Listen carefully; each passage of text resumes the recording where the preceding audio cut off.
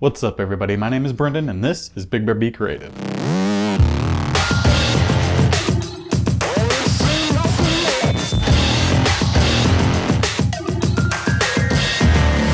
Welcome back everybody, this is officially the first real video back after my trip down to Texas, which you'll know a little bit about and all that kind of stuff if you watched the video I released on Monday. I talked a little bit about that trip, how we're doing right now and what this channel is going to be doing going forward for a little while, while we're all dealing with this coronavirus situation. So, like I said, this is officially the first video back that I'm giving information on photography, videography, or graphic design.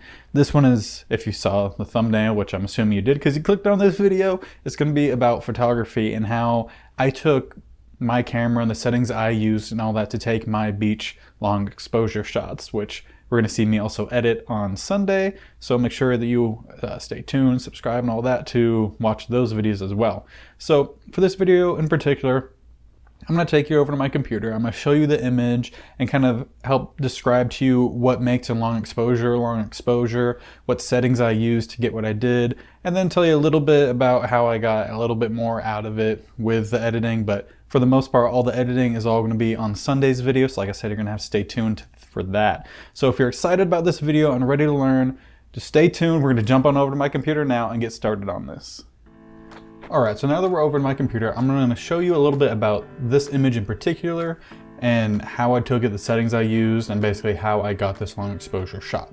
So, one way that you could always tell that you have a long exposure shot is water. Water is a great way to tell because this is the ocean.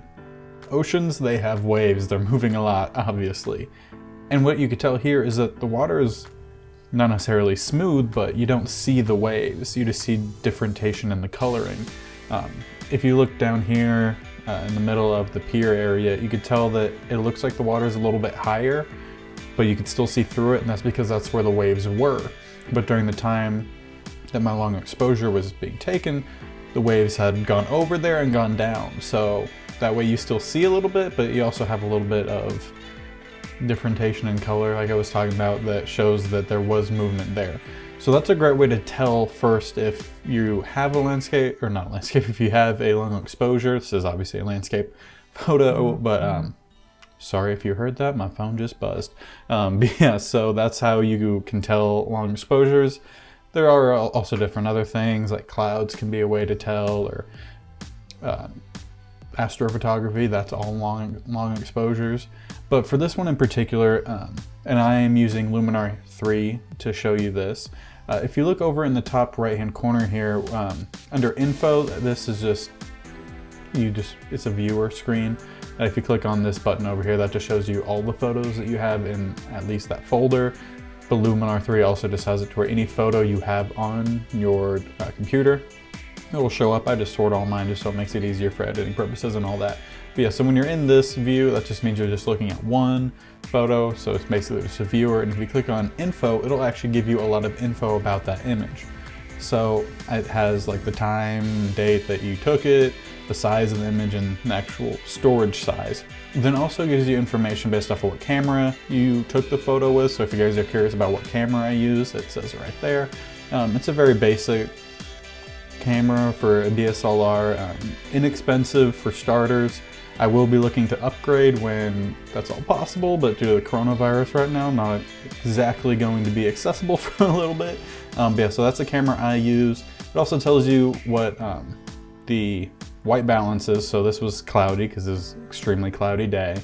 The kind of focus that you were in, but then also gives you the information such as the ISO, the aperture, the actual time that the camera was open, or shutter speed, which is the main thing of what makes a long exposure, and then whatever millimeter your camera was in on. So if you had a zoom lens or if it's just a fixed lens, it'll tell you what it is. So this one, I have an ISO 100. That's the base ISO that my camera uses. And I always suggest, I talked about this in landscape best, my video that I did on like best landscape photography settings. You always want to try to shoot the lowest that you can, or the actual base ISO that your camera uses. And that's just going to mean that you're going to have the cleanest, clearest image, meaning it's not going to be any random noise or anything that's in like the shadows or the highlights or anything like that, which we'll see in a future editing video in which I showed you how you can try to fix that using this program. But yeah, so ISO 100, that's the base one, so that's what I have mine set at for any time I do long exposures. And then again, like I talked about in my landscape photography settings video, my aperture is f8. That's really the lowest I'm going to go for a landscape photo that I want a lot of things in focus. Typically you go from f8 to f16.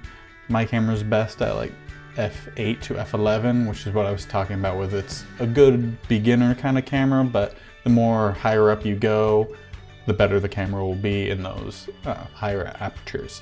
Or I think it's kind of a lower aperture. It's weird. The higher the number, the smaller aperture. Yeah.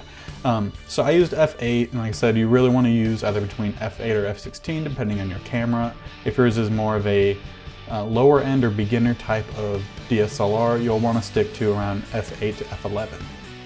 And then here, the 10 seconds, that's going to represent how long that shutter speed was going for. So typically, if you're shooting any sort of long exposure, you're going to want it to be a second or more. You could have it be a little less than a second, but really to capture the motion, you're going to want it to be a second or more. So this 10 seconds means that my camera shutter was open for 10 seconds, which is what allowed, like I was talking about here in the middle of the pier with the water, it to rise up and lower, which meant that you're going to see both of what was there when it wasn't covered and what was there when it was covered, which is how you get that. And it's also how you get the nice smoothing effect on the water.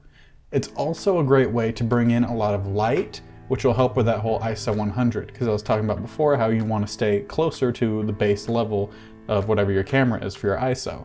So the longer you have that shutter speed open, the more light that's going to come in, which also means the more color, which as you can see here, it's a very colorful pier.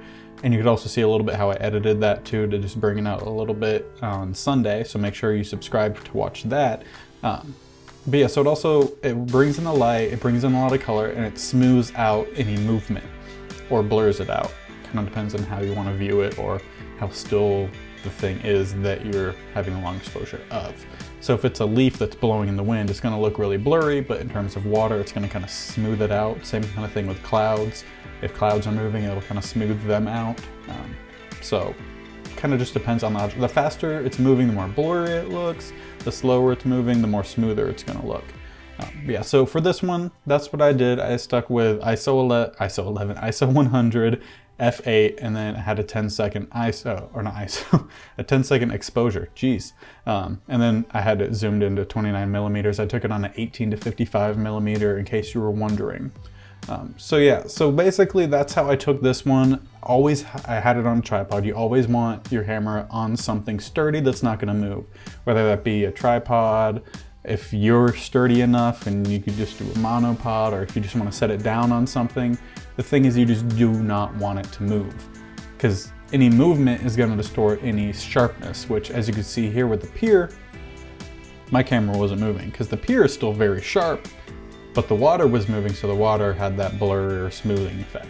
So that's what you want to do for all your either beach, long exposures, or you could even take that to any other kind of landscape you want. Just know that you need to keep it to a low ISO, a aperture of f8 to f16. For lower ends, stick to the lower grouping of that. And then 10 second was what my exposure time was. That could vary depending on how much you're wanting to do, how much light you're wanting to bring in. I could actually show you a different one that I took here, which I haven't edited. So it's just the plain one. And you see this is a 30-second exposure. So 3 times the amount of light that was coming in basically, which after this loads, because it does take a second with Luminar 3 to load. Everything else was the same. I had zoomed in a little bit just because I wanted to change up some of the framing basically.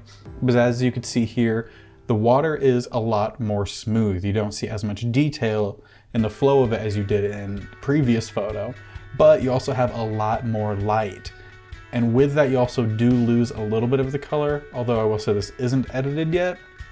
And I don't think I'm going to edit this one, but if you guys want to see this one edited and compare it to the previous one that is edited, let me know, and I'd love to do that for you guys.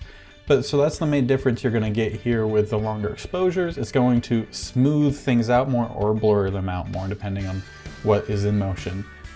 and you're gonna get a lot more light, and that light will do many different things. It'll get rid of shadow, it'll overpower some color, but it all really just depends on what you're going for. So when like I said, that everything else was the same, the type of focus was the same, the white balance was the same, but all that kind of changes a little, not really the focus, but the color balance will change a little bit if you do anything like that in editing. But for the most part, that's what you're gonna get with these kinds of photos, is you're gonna smooth out movement.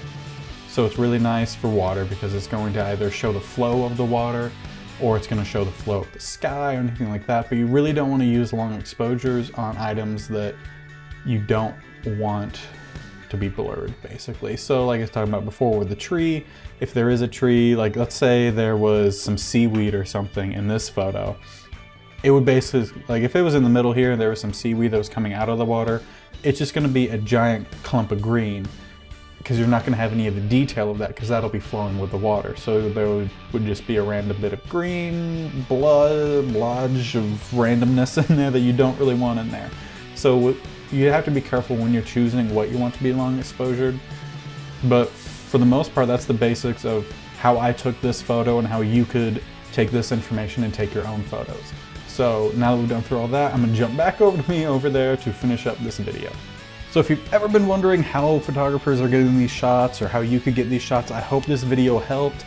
There's a bunch of information there. Some of it was kind of repetitive, but like, I mean, it was just kind of just the way I learned. It was just by watching videos kind of like this, and that repetitiveness kind of just helped it stick in my head. So I hope it helped you and that you're now excited for when we could finally go out, or if you live in an area that the beach isn't far away from you, or you could get there relatively easily during this time and still being safe with everything going on, then I hope you're excited to try it out.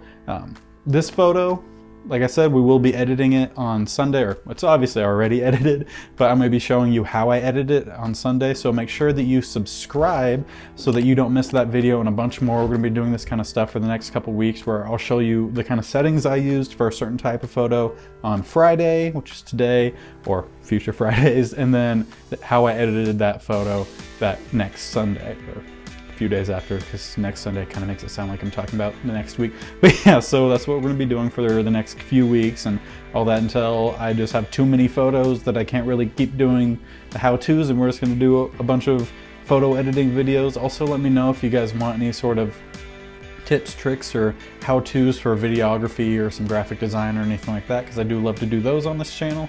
And if you guys like this video, please let me know by smashing that like button.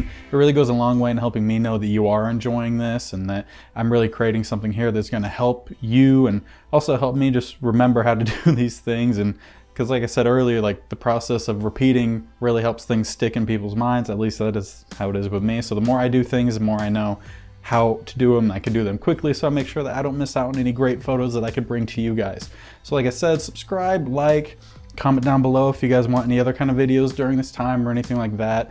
And if you'd like to help me out and all that, please check out my merch. I have a bunch of different apparel items. It's based all on the graphic designs that I do on this channel, so a lot of them are nature-based because I just really love nature and all that. So if you're looking for some nature-based apparel, anything like that, I have t-shirts, tank tops, long sleeves, which it's 93 degrees outside right now to nowhere, so you probably don't want long sleeves or the hoodies or sweatshirts that I offer, but the t-shirts and tanks, definitely.